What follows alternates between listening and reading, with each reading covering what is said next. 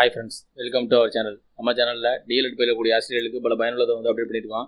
எல்லாருக்குமே பார்த்தீங்க அப்படின்னா 508, 509, 510 எல்லாமே எக்ஸாம் பார்த்தீங்கன்னா 4th செமஸ்டர் ஃபைனல் இயரில் பார்த்தீங்கன்னா நம்ம எக்ஸாம் மார்ச் மாதம் வருது இல்லைங்களா? அதனால் எல்லாரும் செலக்டடாக ஒவ்வொரு unit wise MCQs 2 mark 5 mark 10 mark எல்லாம் கொஸ்டின் வித் ஆன்சரோட அப்டேட் பண்ணியிருக்கோம்.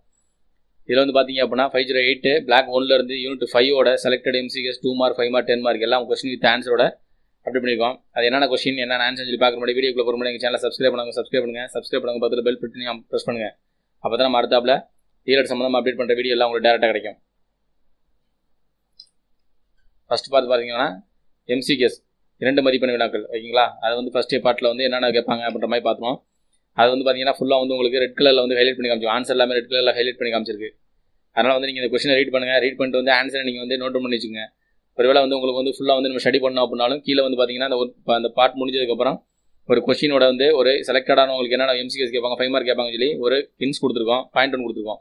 அதனால் நீங்கள் அதை பார்த்தீங்க அப்படின்னா கண்டிப்பாக அந்த யூனிட்லேருந்து நீங்கள் மேக்ஸிமம் 5 மார்க் 2 மார்க் 10 மார்க் எல்லாமே நீங்கள் கவர் பண்ணிடலாம். அது என்ன சொல்லி பார்ப்போம். ஃபஸ்ட்லேருந்து நீங்கள் லாஸ்ட் வரைக்கும் இந்த வீடியோ ஸ்கிப் பண்ணால் பாருங்கள், கேளுங்க. அப்போ தான் நம்ம என்ன சொல்கிறோம்ட்டு தெரியும். அதை பாயிண்ட் பார்த்தீங்கன்னா ஒரு இடையில பார்த்தீங்கன்னா ஒரு கொஸ்டின் கொடுத்து அதனுடைய 10 பாயிண்ட் 20 பாயிண்ட் கிட்ட நோட் பண்ணிக்கோம். அதை நீங்கள் படித்தா போதும். அதுலேருந்து நீங்கள் 2 மார்க் 5 மார்க் 10 மார்க் எல்லாமே நீங்கள் ஃபுல்லாக நீங்கள் அட்டன் பண்ண முடியும். ஃபர்ஸ்ட் கொஸ்டின், மதிப்பிடுதலின் 2 வகைகள். சுய மதிப்பீடு, மாணவர் மதிப்பீடு. இது மதிப்பீடு என்றால் என்ன, அதன் வகைகளை கூறுக அப்படின்னு கேட்டாங்க அப்படின்னா 5 மார்க் கொஸ்டின் கேட்பாங்க. அதுமாதிரி மதிப்பீடு என்றால் என்ன எழுதுங்க. அது மாதிரி சுய மதிப்பீடு, மாணவர் மதிப்பீடு. சுய மதிப்பீடு என்றால் என்ன, மாணவர் மதிப்பீடு என்றால் என்ன அப்படின்னு எழுதுங்க. இல்லை அப்படின்னா ஒரு டேபிளேஷன் ஃபார்ம் பண்ணி லெஃப்ட் ஹேண்ட் சைடு சுய மதிப்பீடு போட்டுங்க, மாணவர் மதிப்பீடு போட்டு அதனுடைய அதை என்னென்ன ப்ளஸ் ஆர் மைனஸ் அந்த பாயிண்ட் நீங்கள் நோட் பண்ணால் போதும், உங்களுக்கு 5 மார்க் ஃபுல் மார்க் கொடுத்துருவாங்க. கலையினை மதிப்பிடுதல் டேஸ் டேஸ் செயல்பாடோடு இணைந்து நடத்தப்படுவது. கற்றல் கற்பித்தல். இது பார்த்தீங்கன்னா தப்பாக இருக்குது. பார்த்தீங்கன்னா கூன்றது நம்ம தப்பாக அடிச்சிட்டாங்க. அதனால் ஓகேங்களா? கற்றல் கற்பித்தல் டேஸ் டேஸ் வகையில் அமைப்படும் கலையின் மதிப்பிடுதலை கண்டறிய உதவுகிறது. ஓகேங்களா? 3ஆம் கொஸ்டின், செயல் திட்டம் என்பது ஒரு டேஸ் தரப்படும் ஒரு சிறு செயல்பாடாகும். இயலின் இறுதியில், அதாவது கன்க்ளூஷன் சொல்லுவீங்களா, அந்த எந்த பாட்டு செயலின் திட்டம் பார்த்தீங்கன்னா கன்க்ளூஷன் நம்ம பாட்டு ஃபைனலாக என்ன முடிக்குமோ அதான் செயலின் திட்டம் என்று ஒரு தரத்தில் சிறு செயல்பாடாகும். 4ஆம் கொஸ்டின், ஒரு செயல்பாட்டை துல்லியமாக ஒட்டுமொத்தமாக மதிப்பீடு செய்ய உதவுவது தர அளவுகோல். அதே பார்த்தீங்கன்னா உங்களுக்கு ஒரு 5 மார்க் கொஸ்டின் ஒரு பாட்டை கேட்குறாங்க அப்படின்னா தர அளவுகோல் என்றால் என்ன அப்படின்னு கேட்டாங்கன்னா ஒரு செயல்பாட்டை துல்லியமாக ஒட்டுமொத்தமாக மதிப்பீடு செய்ய உதவுவது தர அளவுகோல் எனப்படும். 5ஆம் கொஸ்டின், குழு செயல்பாடுகளை டேஸ் மூலம் அறியலாம். உற்றுநோக்கல் படிவம். குழந்தைகளின் அன்றாட நிகழ்வுகள், முக்கிய நிகழ்வுகள், குழந்தைகளை பற்றி தகவல்களை பதிவு செய்யும் பதிவேடு. செயல்பாட்டு பதிவேடு அல்லது வாழ்க்கை துணுக்கு பதிவேடு. 7ஆம் கொஸ்டின், ஆசிரியரின் சொத்தாக கருதப்படும் திறன் உற்றுநோக்கு திறன். அதாவது இது பார்த்தீங்கன்னா உற்றுநோக்கும் திறன் என்றால் என்ன கேட்பாங்க. இது 5 மார்க் 10 மார்க்கில் கேட்க வாய்ப்பு இருக்குது. ஏன்னா நம்மளுக்கு டீச்சர்ஸ் பேஸ் பண்ணியிருக்கனால கண்டிப்பாக உங்களுக்கு 5 மார்க் 10 மார்க்கில் ஒரு கொஸ்டின் வரும். உற்றுநோக்கும் திறன் என்றால் என்ன, அதை விரிவாக எழுதுன்னு சொல்லுவாங்க. ஆசிரியரின் சொத்தாக கருதப்படும் திறனே உற்றுநோக்கு திறனாகும் அப்படின்னு எழுதிருங்க. எழுதிட்டு அதை நம்ம எந்த மாதிரி எதனால் இந்த மாதிரி உற்றுநோக்கும் திறன் நமக்கு ரொம்ப இம்பார்ட்டன்ட் அப்படின்றத நீங்கள் அதை ப்ரீஃபாக எக்ஸ்பிளைன் பண்ணுங்கள். 600 வேர்டு கிட்ட எழுதிங்க, அதான் உங்களுக்கு 10 மார்க் கொடுப்பாங்க. இதில் பார்த்தீங்கன்னா ஒவ்வொரு கொஸ்டின் அதனுடைய ஆன்சர் ஃபுல்லாக நம்ம அப்டேட் பண்ணியிருக்கோம். இதை நீங்கள் ஃபஸ்ட்டு நீங்கள் கொஸ்டின் ரீட் பண்ணிட்டு நீங்கள் அந்த ஆன்சர் ரீட் பண்ணால் போதும். நீங்கள் பிடிஎஃப் கூட ப்ரிப்பேர் பண்ண தேவையில்ல. நீங்கள் அப்படியே இந்த இதை ஒரு வாட்டி 1 அல்ல 3 டைம்ஸ் இதை பார்த்து கேட்டிங்க அப்படின்னாவே இது நீங்கள் ஆன்சர் அப்படியே அப்டேட் பண்ணிடலாம். இது அடுத்த பாட்டு பார்த்தீங்க அப்படின்னா ஒவ்வொரு பாட்டாக நம்ம கொஸ்டின் ஆன்சர் கொடுத்துருவோம். அடுத்தாப்பில் பார்த்தீங்க அப்படின்னா அந்த பிடிஎஃப் புக்கில் எது செலக்டடான பக்கம் கொடுத்துருப்போம். அதே மாதிரி முக்கியமான பாயிண்ட் நோட் பண்ணி கொடுத்துருவோம். அதனால் நீங்கள் ஃபஸ்ட்லேருந்து லாஸ்ட் வரைக்கும் பாருங்கள்.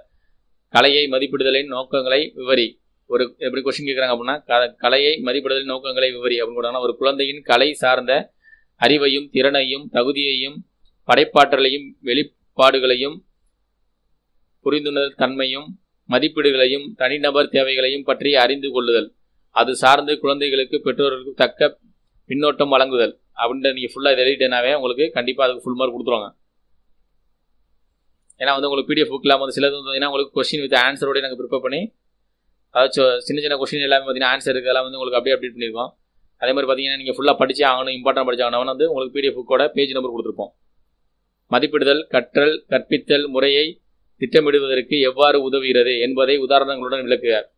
மதிப்பிடுதல் மிக கவனத்துடனும் பொறுப்புடனும் செயல்பட வேண்டும். ஒரு ஆசிரியர் கலை செயல்பாட்டின் நோக்கங்கள், அச்செயல்பாடு செய்யப்பட சூழ்நிலைகள், வளர்ச்சி நிலை, தனிநபரின் தேவை ஆகியவற்றை மனதில் கொள்ள வேண்டும்.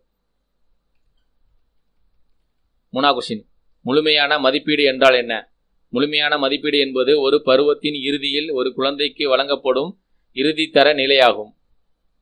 4வது கொஸ்டின், மதிப்பிடுதலின் முடிவுகள் யாருக்கு மிகவும் முக்கியமானது? மதிப்பிடுதலின் முடிவுகள் குழந்தைகளுக்கு பெற்றோர்களுக்கும் மிகவும் முக்கியமானது.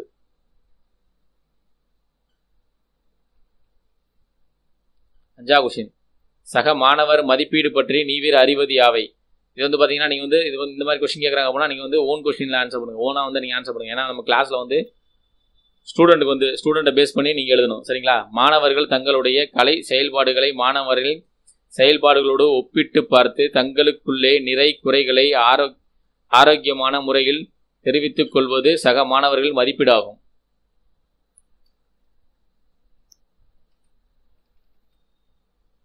6வது கொஸ்டின், செயல்பாட்டு பதிவேடுகளின் முக்கிய அம்சங்கள் இரண்டினை விளக்குக. குழந்தையின் நடத்தையை உற்று நோக்கி பதிவு செய்தல். குழந்தையின் முக்கிய நிகழ்வுகளை பதிவு செய்வது அவர்களின் வளர்ச்சிக்கு உதவியாக இருக்கும்.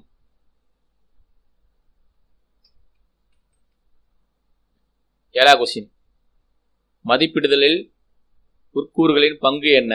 ஆசிரியர் மதிப்பீட்டிற்கு தேவையான இலக்குகளை அடைய உதவும்.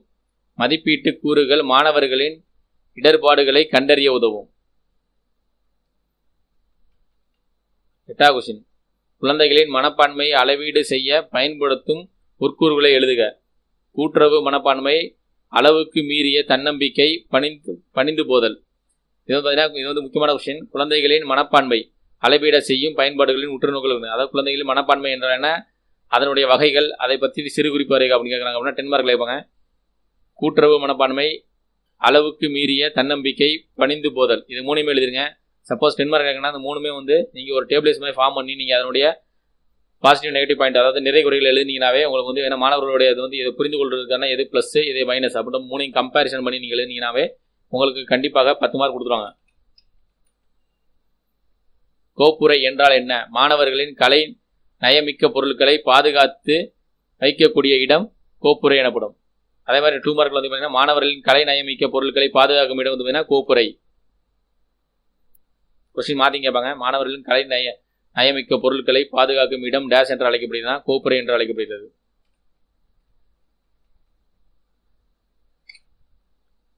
எல்லாமே பார்த்தீங்க அப்படின்னா இதில் நீங்கள் ஃபர்ஸ்ட் வந்து நீங்கள் லாஸ்ட் வரைக்கும் ஸ்டடி பண்ணுங்கள். ஃபுல் அண்ட் ஃபுல் இதில் வந்து ஸ்டடி பண்ணுங்கள். இதில் வந்து உங்களுக்கு ஒவ்வொரு கொஸ்டின் வந்து உங்களுடைய ஒவ்வொரு பாயிண்ட்டும் பார்த்தீங்க அப்படின்னா MCQஸில் கேட்க வாய்ப்பு இருக்குது. அதே மாதிரி பார்த்தீங்க அப்படின்னா ஒவ்வொரு கொஸ்டினுடைய ஆன்சருமே நமக்கு 5 மார்க்கில் கேட்க வாய்ப்பு இருக்குது. ஏன்னா அது வந்து எல்லாமே ஜென்ரலாக நீங்கள் வந்து ஃபுல் அண்ட் ஃபுல் நீங்கள் ஆசிரியராக மாணவர்களை கம்பேரிசன் பண்ணி எப்படி எழுதணும் அப்படின்றத தான் பேஸ் பண்ணி பார்ப்பாங்க. அதனால் நீங்கள் வந்து அதிகபட்ச கொஸ்டின் வந்து ஜென்ரலாக இருந்துச்சுன்னா நீங்கள் அந்த கொஸ்டினை செலக்ட் பண்ணி நீங்கள் ஜென்ரலாக எழுத ஆரம்பிங்க. அதாவது நம்ம ஸ்கூலில் வந்து ஸ்டூடெண்ட்டை பேஸ் பண்ணியோ இல்லை நம்ம டீச்சர்ஸை பேஸ் பண்ணி ஏதாவது கொஸ்டின் இருந்துச்சுன்னா நீங்கள் அந்த மாதிரி கொஸ்டினை செலக்ட் பண்ணி எழுதிங்க அப்படின்னா கண்டிப்பாக ஃபுல் மார்க் வாங்கலாம். ஏன்னா வந்து நம்ம தியரி வீஸாக வந்து மற்றபடி நீங்கள் தியரி எழுதுறதுக்கும் நம்ம டீச்சர்ஸ் ஸ்டூடெண்ட் அதை பேஸ் பண்ணி எழுதுறதுக்கு வந்து வித்தியாசம் இருக்குங்களா. அதில் வந்து நமக்கு நிறைய பாயிண்ட் கிடைக்கும். ஈஸியாக வந்து நம்ம 600 வேர்டு கிட்ட நம்ம எழுத முடியும். இப்போ 5 மார்க் கேட்டாங்கன்னா 250 வேர்டு இருக்குது. அதே மாதிரி பார்த்தீங்கன்னா 5 மார்க்னா 250 வேர்டு அதுக்கு மேலே எழுதுவானா. 10 மார்க்னா வந்து 600 வேர்டு எழுதுங்க. ஏன்னா வந்து டைம் நமக்கு பத்தாது. அதெல்லாம் பார்த்தீங்கன்னா புக்லெட் வந்து பேப்பர் நமக்கு பத்தாம போயிடும்.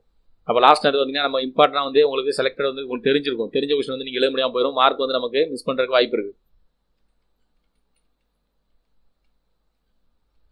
அடுத்த பாட்டு பார்த்தீங்கன்னா 5 மார்க், அதாவது 5 மார்க்கு 10 மார்க் என்ன சொல்லி பார்க்கலாம்.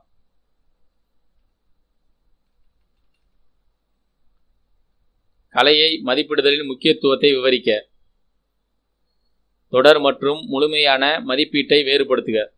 இந்த மாதிரி வேறுபடுத்துன்னு கேட்டாங்கவே நீங்கள் டேபிளேஷன் போட்டு ஒரு லெஃப்ட் ஹேண்ட் வந்து தொடர் மற்றும் முழுமையான மதிப்பீடு, அது தொடர் மதிப்பீடு முழுமையான மதிப்பீடுன்னு சொல்லி டேபிளேஷன் ஃபார்ம் பண்ணிட்டீங்கன்னா தொடர் மதிப்பீடு என்றால் என்ன, அதேமாதிரி முழுமையான மதிப்பீடு என்றால் என்ன, அதேமாதிரி தொடர் மதிப்பீடுடைய என்னென்ன பாயிண்ட்ஸ் இருக்கோ அதில் இருங்க. அதே மாதிரி முழுமையான மதிப்பீட்டுக்குரிய என்னென்ன பாயிண்ட்ஸ், அதே மாதிரி பாசிட்டிவ் நெகட்டிவ் என்னென்ன பாயிண்ட் சொல்லி எழுதிங்க அப்படின்னா உங்களுக்கு 10 பாயிண்ட் இருந்துச்சுன்னா நீங்கள் 10 பாயிண்ட் நோட் பண்ணாவே கண்டிப்பாக அது 10 மார்க் கொடுத்துருவாங்க.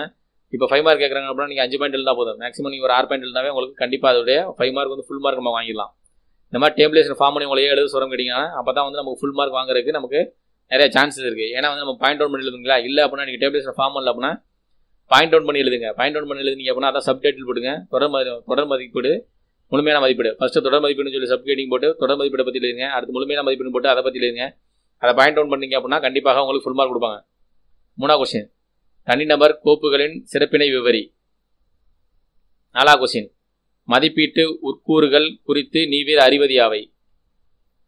5ஆவது கொஸ்டின், கலையை மதிப்பிடுதல் மற்ற பாடங்களை மதிப்பிடுதலில் இருந்து எவ்வாறு வேறுபடுகிறது. இந்த மாதிரி வேறுபாடுன்னு கேட்டாவே நீங்கள் 2 பார்ட்டாக போட்டு அதை சப்கேட்டிங் போட்டு 2 தான் போட்டு நீங்கள் பாயிண்ட் அவுட் பண்ணுங்கள். இல்லை அப்படின்னா டேபிளேஷன் ஃபார்ம் பண்ணிடுங்க. 6ஆவது கொஸ்டின், கீழ்கான் மதிப்பீட்டு கருவிகளின் பயன்களை எழுதுக. அதான் பார்த்தீங்கன்னா இதெல்லாமே உங்களுக்கு ஆன்சர் பாருங்க. உற்றுநோக்கல் படிவம், காட்சிப்படுத்துதல், சரிபார்ப்பு படிவம். இது வந்து பார்த்தீங்கன்னா 3மே நீங்கள் பாயிண்ட் அவுட் பண்ணிட்டீங்க அப்படின்னா இதை பற்றி நீங்கள் எக்ஸ்பிளைன் பண்ணணும். அதை பார்த்தீங்கன்னா மதிப்பீட்டு கருவிகளின் பயன்கள் போட்டு உற்றுநோக்கல் படிவம், காட்சிப்படுத்துதல், சரிபார்ப்பு பட்டியல். இது 3 எழுதிட்டு உற்றுநோக்கல் படிவம்னா என்னன்னா காட்சிப்படுத்துதல் என்னன்னா சரிபார்ப்பு பட்டியல் அப்படின்னு சொல்லி என்ன சொல்லி எழுதிட்டு நீங்கள் 3மே வந்து இதை பற்றி எக்ஸ்பிளேஷன் கொடுத்தீங்க அப்படின்னா கண்டிப்பாக நமக்கு 10 மார்க் வாங்கலாம். இது வந்து மேக்ஸிமம் உங்களுக்கு 10 மார்க் கொஸ்டினாக தான் இருக்கும். 7ஆவது கொஸ்டின், மதிப்பிடுவதற்கு அதிக கருவிகளையும் அதிக நுட்பங்களையும் ஏன் பயன்படுத்துகிறோம். 8ஆவது கொஸ்டின், முக்கிய நிகழ்வு பதிவேட்டிற்கு ஒரு உதாரணம் தருக. 9ஆவது கொஸ்டின், கீழே கொடுக்கப்பட்டுள்ள 4 வித சூழல்களுக்கு பொருத்தமான மதிப்பீட்டு கருவிகளை எழுதுக. அதான் பார்த்தீங்கன்னா கீழே வந்து பார்த்தீங்கன்னா 4 விதமாக சூழ்நிலை கொடுத்துருக்காங்க. சிலை செதுக்குதல், நடனம், குழு செயல்பாடு, பங்கேற்று நடித்தல். இது வந்து பார்த்தீங்கன்னா எல்லாமே இந்த மாதிரி மதிப்பீடுகள் கருவிகளை குறிப்பிடுகிறது. அதாவது பொருத்தமான மதிப்பீடுகளை அதாவது எக்ஸ்பிளைன் பண்ண சொல்லியிருக்காங்க. இந்த மாதிரி கொடுத்தாங்க அப்படின்னா நீங்கள் வந்து ஈஸியாக வந்து எக்ஸ்பிளைன் பண்ணிடலாம். அதே மாதிரி அவங்க என்ன கேட்பாங்கன்னா 4 வித சூழல்களை பொருத்தமான மதிப்பீடுகளும் கருவிகளும் குறிப்பிடுக அப்படின்னு கொடுத்தாங்கன்னா சிலை செதுக்குதல், நடனம், செயல்பாடு, பங்கேற்பு, நடித்தல். இது எல்லாமே 4மே வந்து நீங்கள் பாயிண்ட் அவுட் போட்டு எழுதிட்டு அதுக்கப்புறம் இதை பற்றி சின்ன சின்ன எக்ஸ்பிளேஷன் கொடுத்தீங்க அப்படின்னா உங்களுக்கு 10 மார்க் வாங்கிடலாம். இது வந்து 10 மார்க் கொஸ்டின் தான் கேட்பாங்க. ஏன்னா வந்து இது எல்லாமே பிட் கொஸ்டின் தான். அதனால் வந்து இதை வந்து நீங்கள் ஃபஸ்ட்டு ஸ்டடி பண்ணாவே நமக்கு அதாவது சிலை செதுக்குதல் அப்படின்னு தனி பாட்டாக நீங்கள் எடுத்து படிச்சிங்க அப்படின்னா அதில் வந்து நமக்கு கண்டிப்பாக ஒரு MCQs 5 மார்க் 10 மார்க் கேட்பாங்க. அதேமாதிரி நடனம், அதேமாதிரி குழு செயல்பாடு, பங்கேற்பு. இது 4மே வந்து முக்கியமான பாட்டு. அது முக்கியமாக இதெல்லாம் பார்த்தீங்கன்னா 4மே வந்து உங்களுக்கு MCQs கேட்பாங்க, 5 மார்க் கேட்பாங்க, 10 மார்க் கேட்பாங்க. இதில் எது நம்ம வந்து ரொம்ப இன்ட்ரெஸ்ட் ப்ரிப்பேர் பண்ணிக்கலாம். அதே மாதிரி ஜென்ரலாக ஏதாவது கொஸ்டின் கேட்டாங்க அப்படின்னா நீங்கள் அதை செலக்ட் பண்ணி நீங்கள் ஆன்சர் பண்ண கற்றுக்குங்க. ஏன்னா எல்லாமே வந்து நம்ம வந்து அவங்க என்ன எதிர்பார்க்காங்கன்னா நம்மகிட்ட வந்து ஃபுல்லு நம்மகிட்ட ஓன் தாட்டா நம்ம ஓனாக வந்து ஆன்சர் பண்ணுவோம். அஸ் அ டீச்சராக நம்ம ஆன்சர் பண்ண நினைக்கிறாங்க. அதாவது ஸ்டடி பண்ணி ஒரு ஸ்டூடெண்ட் மாதிரி வந்து ஸ்டடி பண்ணி அதை அப்படியே வந்து எழுதுன்னு அவங்க எதிர்பார்க்கல. அதேமாதிரி நம்ம டீச்சர் வந்து பார்த்தீங்கன்னா நம்ம வந்து எப்படி ப்ரிப்பேர் பண்ணுவோம், ஸ்டூடெண்ட்டுக்கு வந்து எப்படி வந்து சொல்லிக் கொடுப்போம் அப்படின்றத அவங்க எதிர்பார்க்குறாங்க. அதனால் நீங்கள் ஃபஸ்ட்லேருந்து நீங்கள் கொஸ்டின் எழுதுறீங்க, ஆன்சர் பண்ணுறீங்க அப்படின்னா அதை நீங்கள் உங்களுடைய ஓன் தாட்டில் டீச்சராக அஸ் அ டீச்சராக நீங்கள் வந்து டிஸ்கஸ் பண்ணி எழுதினாலே போதும். இந்த வீடியோ பிடிச்சிருந்தா லைக் பண்ணுங்கள். மறக்காமல் டிஎல்எட் போயிருக்கக்கூடிய எல்லா ஆசிரியர்களுக்கும் இந்த வீடியோ ஷேர் பண்ணுங்கள், ஃபார்வர்ட் பண்ணுங்கள். அப்போ தான் வந்து இதை வந்து நீங்கள் 508 யூனிட் 5ல இருந்து உங்களுக்கு ஏதாவது டவுட் இருக்குது அப்படின்னா நீங்கள் டிஸ்கஸ் பண்ண மாதிரி இருக்கும். இதில் ஏதாவது உங்களுக்கு ரெக்வயர்மெண்ட் இருந்தாலும் ஏதாவது டவுட் இருந்தாலும் நீங்கள் கமெண்ட் செக்ஷனில் கமெண்ட் பண்ணுங்கள். அதை நாங்கள் கமெண்ட் செக்ஷனில் நீங்கள் கமெண்ட் பண்ணிங்கன்னா அதை நாங்கள் ப்ரிப்பேர் பண்ணி நாங்கள் அடுத்த வீடியோங்களை அப்டேட் பண்ணுறதுக்கு எங்களுக்கு ஈஸியாக இருக்கும். இதில் வந்து பார்த்தீங்க அப்படின்னா 508 வந்து பார்த்தீங்கன்னா யூனிட் 5 வரைக்கும் நம்ம அப்டேட் பண்ணிச்சு. மீது ரிமைனிங் இருக்க யூனிட் எல்லாம் பார்த்தீங்கன்னா டெய்லி வந்து உங்களுக்கு ஒவ்வொரு யூனிட் வைஸாக வந்து உங்களுக்கு செலக்டட் MCQs 5 மார்க் 10 மார்க் நிறையா MCQs இருந்துச்சு அப்படின்னா நாங்கள் 2 பார்ட்டாக வந்து உங்களுக்கு அப்டேட் பண்ணுறோம். 5 மார்க் 10 மார்க் எல்லாமே பார்த்தீங்கன்னா உங்களுக்கு PDF வந்து பேஜ் நம்பர் கொடுத்தது ஓகே பண்ணுறோம்னா உங்களுக்கு பேஜ் நம்பர் மட்டும் தரோம். இல்லை கொஸ்டின் மட்டும் நாங்கள் அப்டேட் பண்ணால் போதும் அப்படின்னா கொஸ்டின் மட்டும் நாங்கள் எடுத்து நாங்கள் அப்டேட் பண்ணுறோம். அடுத்த வீடியோவில் பார்த்தீங்கன்னா 509 510 அதுக்குரிய யூனிட் 2 அதே மாதிரி யூனிட் 5 அந்த மாதிரி பார்த்தீங்களா அதில் வந்து இருக்க பிளாக் 1 பிளாக் 2 பிளாக் 3 அதில் ரிமைனிங் இருக்க எல்லா பிளாக் வைஸ் வந்து உங்களுக்கு செலக்டட் MCQs 2 மார்க் 5 மார்க் எல்லாமே நாங்கள் ப்ரிப்பேர் பண்ணியிருக்கோம். அதில் வந்து பார்த்தீங்கன்னா நாங்கள் அடுத்த வீடியோவில் நாங்கள் அப்டேட் பண்ணுறோம். மறக்காமல் நம்ம சேனலை சப்ஸ்கிரைப் பண்ணுங்க, பக்கத்தில் இருக்க பெல் சிம்பலையும் ப்ரெஸ் பண்ணுங்கள். அப்போ தான் வந்து நம்ம அடுத்த டிஎல்எட் சம்பந்தமாக அப்டேட் பண்ணுற வீடியோ எல்லாம் உங்களுக்கு டேட்டா கிடைக்கும். அடுத்த வீடியோ பார்த்தீங்கன்னா நம்ம வந்து இந்த ஹால் டிக்கெட் வந்து எப்படி டவுன்லோட் பண்ணுறது, அதாவது 508 509 510 ஹால் டிக்கெட் வந்து எப்படி நம்ம டவுன்லோட் பண்ணலாம், அதே மாதிரி ஹால் சென்டர் வந்து எப்படி பார்த்துக்கிறது, அதே மாதிரி பார்த்தீங்கன்னா ரிமைனிங் இந்த 501 505 வரைக்கும் இருக்க அரியர் எக்ஸாம் இருக்குங்களா, அதே மாதிரி நம்ம எக்ஸாம் எழுதுறாங்க அதே மாதிரி எழுதுறாங்க பார்த்தீங்களா, அவங்களுக்கு எல்லாத்துக்கும் வந்து ஹால் சென்டர் வந்து ஒரே சென்டராக இருக்குமா இல்லை சென்டர் எதுவும் மாற்றுறாங்களான்னு சொல்லி அதனுடைய டீட்டெயில் தான் வரல. அஃபிஷியல் நோட்டிஃபிகேஷன் வந்ததுக்கப்புறம் கண்டிப்பாக நாங்கள் அதனுடைய வீடியோவும் நாங்கள் அப்டேட் பண்ணுறோம். தேங்க்யூ ஃபார் வாட்சிங்.